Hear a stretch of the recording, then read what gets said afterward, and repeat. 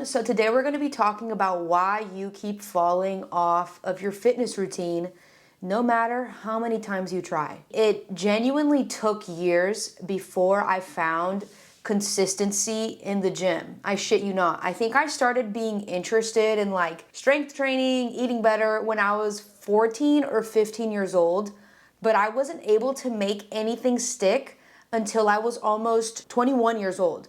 So for like 6 years, it was a series of me getting on track with food and then falling off for months at a time. Getting on track with fitness and then falling off for months at a time.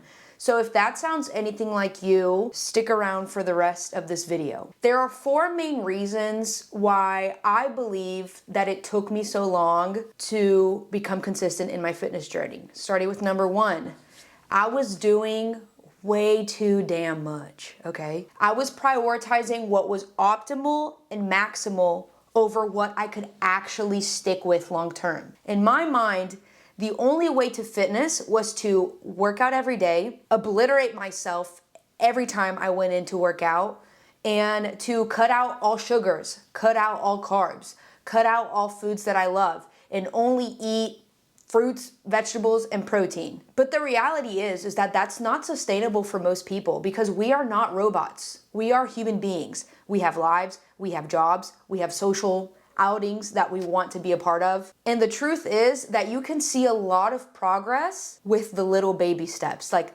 the voices in our head will convince us that it's either all or nothing. If I'm not all in, then I might as well quit. But perfection is literally the thief of progress.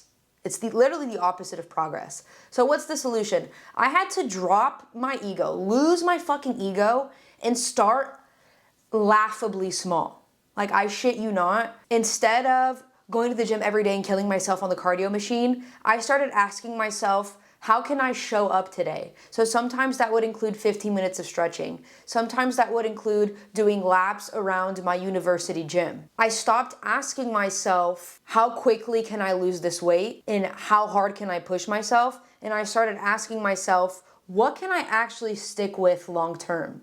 And that's honestly what a lot of my job as a coach is. It's tempering my clients' expectations, because your natural inclination is like when you get a coach, you want to go balls to the wall and jump all the way in, and I want to work out 5 times a week. But the truth is that might not be sustainable for you. It just might not be. So I'm going to show you an example of a spectrum. This is how I like to think about fitness. I like to think that everything fitness related exists on a spectrum. So this is an example of a client of mine. This is Z, my client Z. So think about it like this. Nutrition lives on a spectrum from 0 to 100%, how much effort you can be putting towards your nutrition, in the form of what percentage of the time are you hitting your calorie targets? 90%, 80%, 20%. Same for your protein targets. How often are you hitting your protein targets? Same for your fiber targets. How often are you hitting your fiber targets, okay? Moving on, training also exists on a spectrum. How many days a week are you training? Is it 0, once, twice, 3, 4, 5? How long are your workouts? Are they 15 minutes, 30 minutes, 45 minutes? How many sets are you doing per week per muscle group? Are you doing 4 sets per muscle group? Are you doing 20? Are you doing 50? How often are you training close to failure? How often is your mind-muscle connection on point? How often are you hitting your daily step targets? Your effort exists on a spectrum. Your effort should not be 100% all the time. It's supposed to undulate. And so don't fall into the trap of either I'm 0 or 100. If I can't go to the gym and hit an hour-long session and hit all of the exercises I had planned and hit exactly all the sets I had planned, then don't go at all. That's baloney. Go. Maybe you only do 1 set per exercise. Maybe you only do 3 out of your 4 exercises that you selected. Maybe you don't make it to all 4 sessions in a week, but you made it to 3. 3 out of 4 is 75%. And in the game of life, 75% is enough. Oftentimes 50% is enough. And then the same is true for recovery. So I'm going to show you 2 client examples. This is Z. Z works out 4 to 5 times per week following an upper-lower split. She hits 4 to 6 exercises per session, 4 to 5 sets per exercise, 60-minute sessions, 60-plus minute sessions. Like, she is gung-ho. She loves Strength training, she loves bodybuilding. She counts her calories and protein daily. She weighs herself daily. She prioritizes whole foods, enjoys free meals a couple times per week. It's also important to note that she's a night shift worker, so her recovery isn't all the way there. But she doesn't really drink, and she's more of an introvert, so she has less opportunities for deviation from her nutrition and her training. Is she seeing progress? Yes. So this is actually an example of a client that is doing the most. I'm gonna be so fucking for real. Most of my clients don't look like this. This client is rare, but yes, she is seeing progress. And she's most likely seeing quicker progress than someone like E. E is only training 1 to 2 full body sessions per week. She's hitting 3 to 4 exercises per session, 3 to 4 sets per exercise. Her workouts are typically 60 minutes long. Oftentimes they're less than 60 minutes long as well. She does not currently count her calories or her protein, but she prioritizes whole foods and home cooked meals, okay? So her training, maybe it's not 90% like Z, but it's closer to like 35% or something, okay? She works a demanding job that often has her working 60 plus hours a week, so her recovery isn't the most optimal, but she prioritizes a rich social life where she eats out often and drinks on the weekends. This seems to really work for E. Is E seeing progress? Yes, she is. Now you might be sitting here and being like, oh, I need to be more like Z because Z is doing the most. But what if that's not sustainable for you? What if you're not Z, right? Like what if you don't have the same interests as her, the same life experience as her, the same life circumstances as her? So why would you try to be like Z when you probably might fit the E archetype a lot better? Imagine if all E did was look at Z and be like, oh, I just want to be like her. I'm not doing enough. You know what I mean? And she kind of like spiraled herself out of doing anything at all. And then she was seeing no progress. That's the point that I'm trying to make here. Stop doing the most. You need to do what is actually sustainable for you long term. And these are actually real clients of mine. She's seeing a fuck ton of progress. And it always blows my mind when someone who can do very little, but the little that they are doing, they do it well and with excellence, they end up seeing more progress than someone who's trying to do way too damn much and then they can't be consistent with anything. Reason number 2, why you might be falling off of your fitness journey. Comparing your journey to somebody else's. You keep going on Instagram and you keep looking at everyone's highlight reels and you keep asking yourself, how come they did it in a year and it's taken me way longer than that?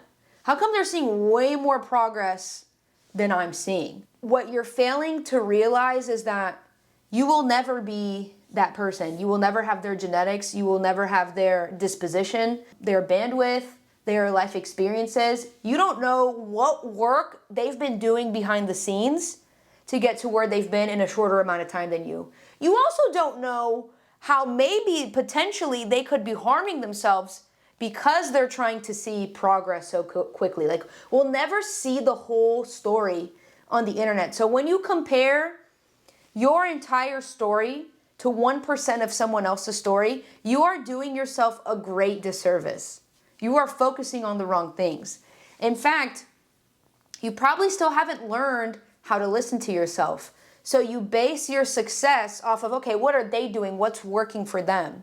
And you keep spinning your wheels like a little hamster in a little hamster wheel, trying to copy what someone else is doing, but you're not even listening to what your body is doing. What if the reason why that person is seeing way more progress than you're seeing is because they're not afraid to listen to themselves. They're not afraid to think outside the box and do things that other people aren't doing because they are actually willing to listen to themselves and what's working for them. Because our body will tell us what's working for us. If you're being methodical and scientific about your fitness journey, you should be measuring your biofeedback. You should be looking at your sleep, your hunger levels, your appetite. What is the scale saying, right? What are the numbers doing in the gym? What is your mind-muscle connection telling you? Because someone might be doing cable kickbacks and that works really well for them, but what if you have shit mind-muscle connection when you do cable kickbacks? Again, you're just spinning your wheels trying to be someone else when you should be listening to yourself. What is the solution? Learn how to fail and fail quickly. I've made the mistake of over-researching and kind of like having analysis paralysis where there are so many different options that I can take, so many different avenues. I could do a 2 times a week full body split. I can do 20 sets per week per muscle group. I can do 40 sets per week per muscle group.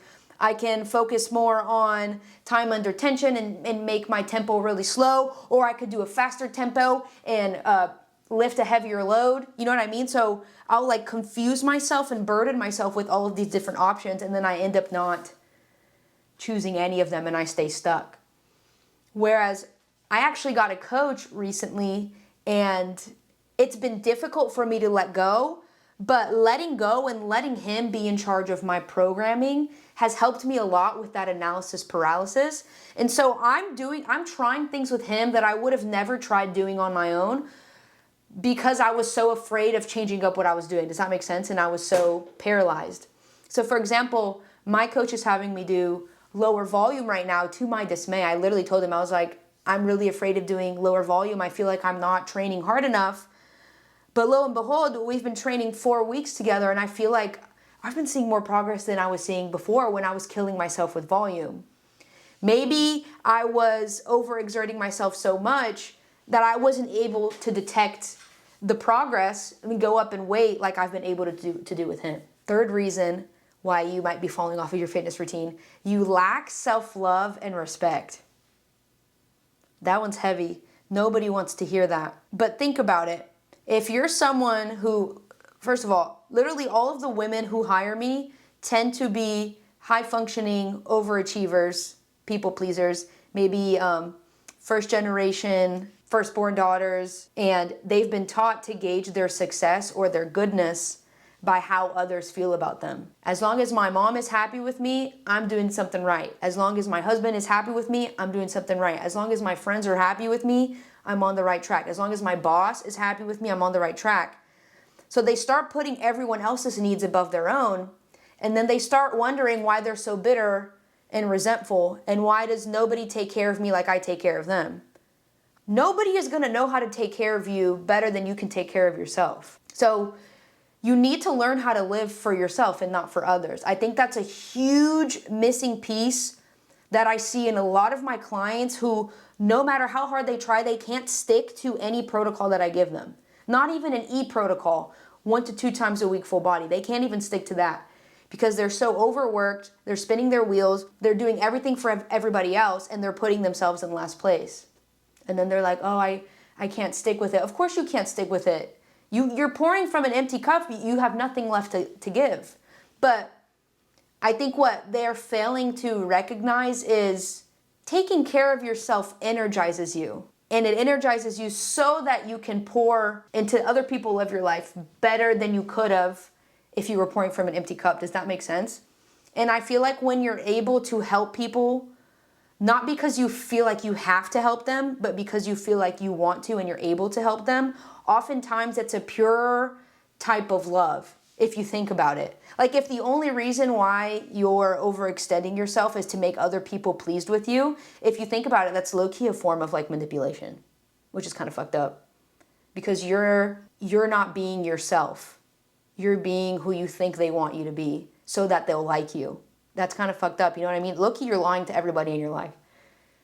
I know, this is heavy. I'm only telling you what I had to learn myself. Like, you just can't do it all. You can't. So, solution. Begin disappointing everyone a lot and learn how to grieve that process, that you can't be everything for everyone.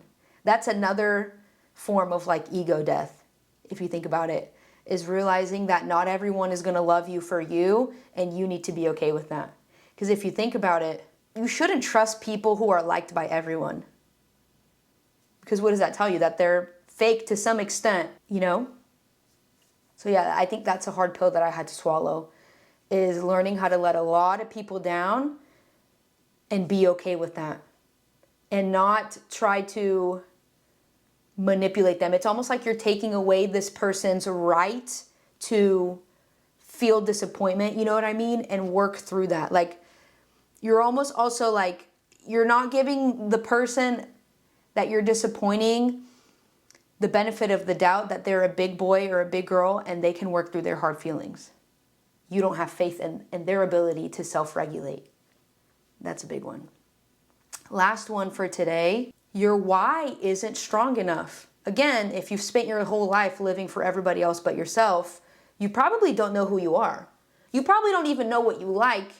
Maybe a lot of your likes and interests or the things that you're pursuing were ideas that were planted in you by someone else's, someone else's expectations of you. So if you don't really know what you want, how are you going to find a why powerful enough to carry you through the hard days when the shit gets tough? Something positive though is that if you are someone who is very hardworking, you're like a chronic overdoer, maybe you're a workaholic, your workaholism is proof of how hard you can work and how committed you can be when you set your mind to something. So it's proof, that's proof that that strength and that power lives within you. You just have to learn how to redistribute it. What could you do if you harnessed that power towards something more productive? For example, like pouring into yourself instead of working for the man.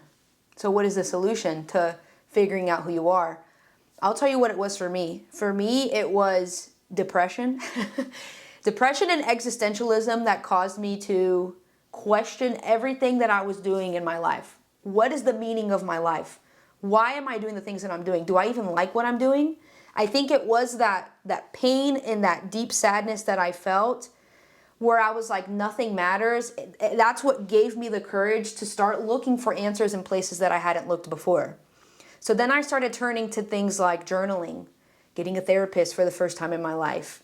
I've never actually done shadow work or meditation, but those are things that I would like to explore in the future. But that's kind of the big four.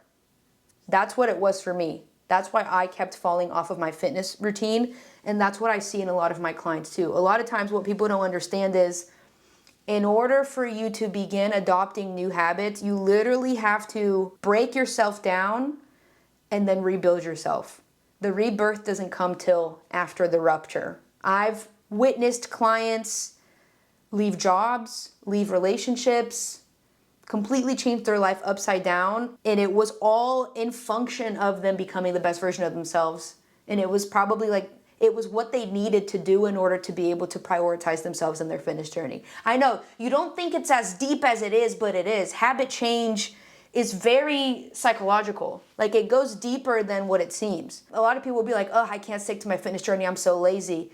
You have to find out why you're being lazy. You have to go deeper, unfortunately. So as you can see, everything is scalable. And as you can see, results can come and can happen on very little effort. Just like E, 1 to 2 times a week full body, and she's seeing gains. And she's not even counting her calories. Albeit that might not work for everyone. But it can work for some people.